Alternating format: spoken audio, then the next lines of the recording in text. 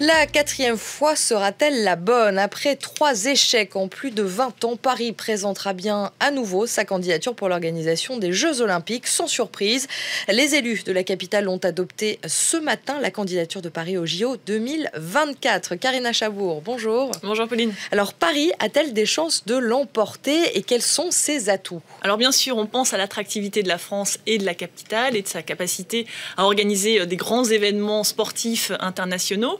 Mais ce n'est pas tout, puisque Paris, depuis ses échecs passés, a amélioré sa représentation au sein des instances du sport mondial. Ce sont désormais des Français qui sont à la tête du basket, de l'automobile ou du rugby mondial. Et puis surtout, Paris dit avoir tiré les leçons de ces échecs passés. Fini l'arrogance. Les dirigeants ont amélioré leur présentation, ont amélioré leur niveau d'anglais.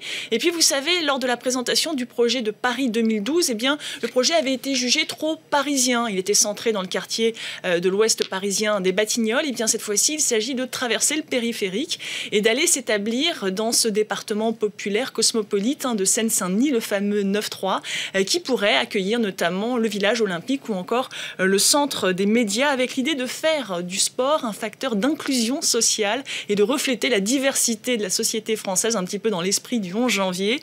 Et puis, dernier atout, vous allez le voir en chiffres, et non des moindres, l'adhésion des Français au fait d'accueillir les Jeux Olympiques. Ils sont 61%, même si une bonne partie d'entre eux disent préférer accueillir l'exposition universelle de 2025.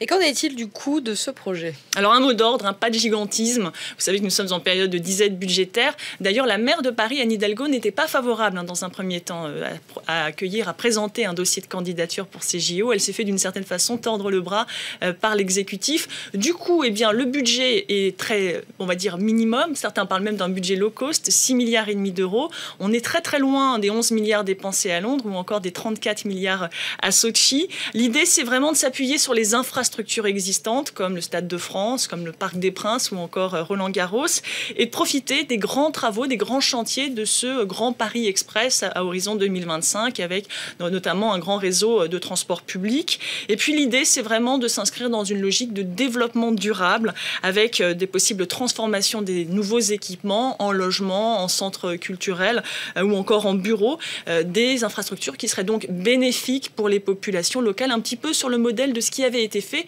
pour le stade en 1998. Et quelles retombées peut-on en attendre ? Alors, 2 millions de visiteurs, selon les études.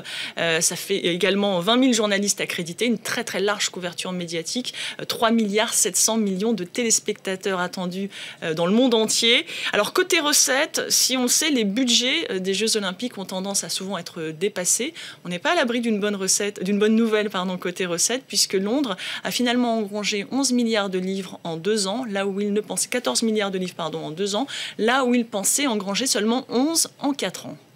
Et puis la prochaine étape peut-être? Alors la prochaine étape, effectivement, vous l'aviez dit, c'est en septembre, c'est la date limite pour déposer officiellement le dossier de candidature, avec une réponse attendue à l'été 2017.